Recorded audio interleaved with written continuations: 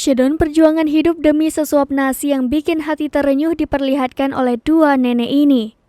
Momen dua nenek tersebut memanggul karung puluhan kilo yang dijual laku murah diunggah oleh akun TikTok @ekoputra. Rekaman video viral memperlihatkan dua nenek yang sudah renta sedang berjalan sambil memanggul karung berisi barang dagangan di kepala. Dua nenek itu memanggul karung berisi dagangannya yang memiliki berat 30 kg. Mereka memanggul karung ini dengan berjalan jauh tanpa memakai alas kaki.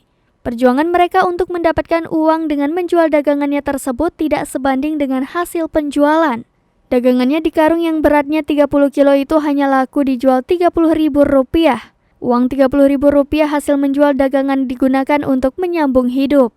Untuk bayar hutang, utang di toko belanja makanan, terang polisi yang merekam video. Polisi tersebut yang memiliki rejeki berlebih kemudian berbagi dengan kedua nenek ini. Mereka terlihat senang mendapatkan rejeki uang yang jumlahnya 3 kali lipat dari hasil penjualan. "Terima kasih ya Pak," kata dua nenek itu. Polisi itu langsung berpamitan untuk patroli kembali.